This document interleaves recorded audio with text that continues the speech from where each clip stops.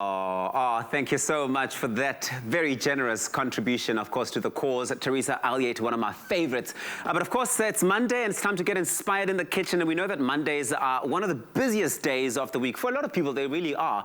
For most people, there's very little time for prep. But Clem is here in the house to prove that a delicious meal is only 15 minutes away. I promise you, you're going to learn. And featuring sirloin steak from this week's Daily Difference list of savings, his spicy Asian steak bowl is a sure way to turn any Blue Monday into a delicious one. Let's learn. You say you're gonna learn. You're gonna learn. You're gonna learn. I love that. I love that. So, true story. A few weeks ago, I was in Woolworths and I was getting like sauces. I stock up on sauces. I've got like a condiment like war because I'm obsessed with sauces.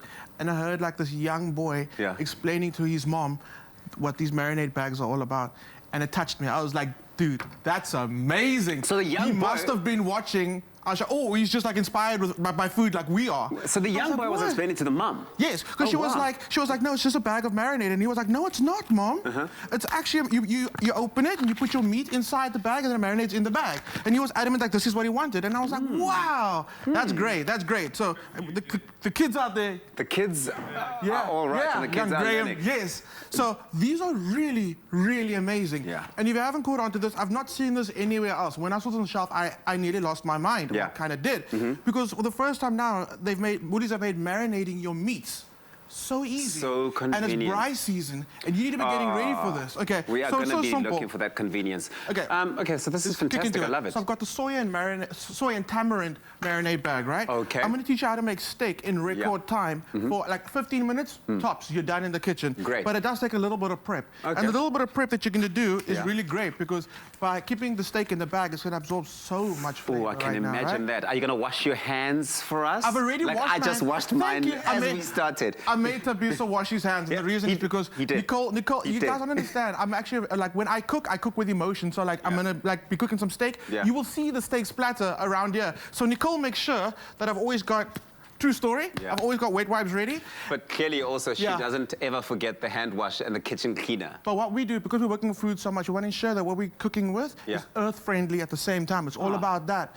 So yeah, I like it. But I made Tabisa wash his hands just in case it gets involved.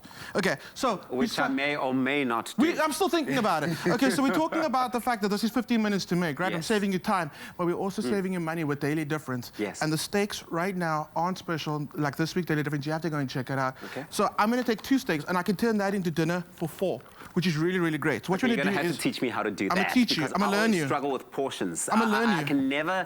I can never get enough portions for like more than 2 people done. What? You know, I can no, never I actually tell feel you. I feel you. I feel you. Where to, you know? Okay, so what I'm doing is I'm cutting the steak, and this is a beautiful sirloin steak, and I'm not taking the fat off. I'm keeping the fat on. Yeah. Okay, cool. So what I'm doing, I'm cutting it into nice little chunks. Can you take that wet wipe for me? There you go. There you go. You're doing something for me.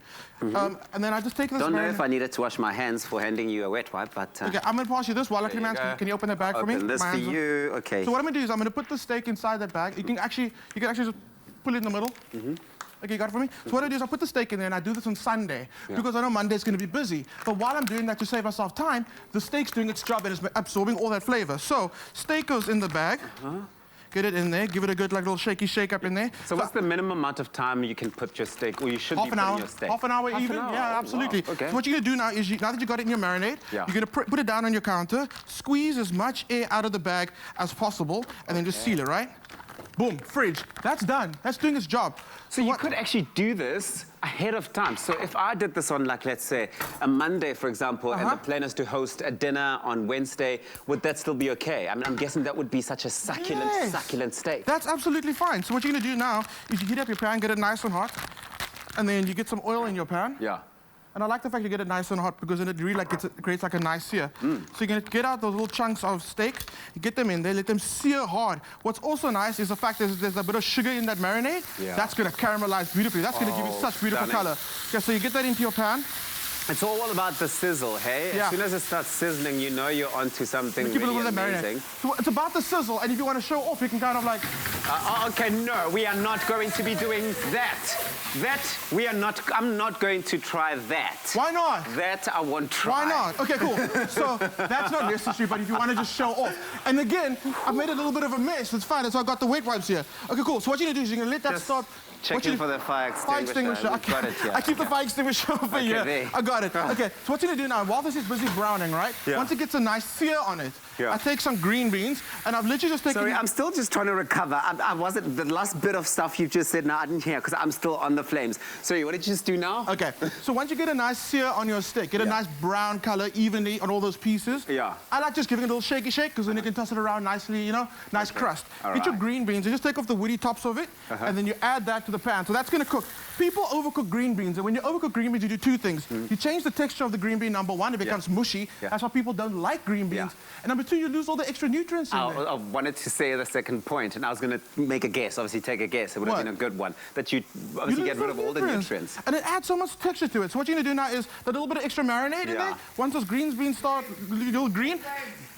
Graham is He wants more fire. For the flames. He wants more fire. Asking for the flames. But of course, it's easy for Graham to yell it from the other end of the building. He's not in the kitchen. So it's a very nice thing to ask for fire. A little scared. Come on. Okay. I've got highly flammable cologne on. I'm not trying this game. Okay. We'll see. Maybe we can get a little flame just now. All right. So now we're going to do a little...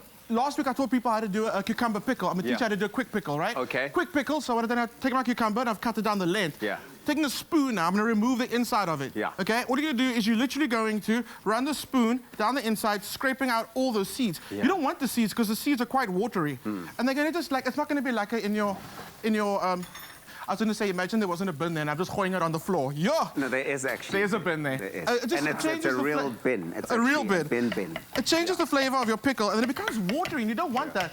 No, you don't want it swimming, you know. You don't want it swimming, right. Yeah. So, ananas, diagonal, which is quite nice because people normally serve cucumber like this in the normal rounds.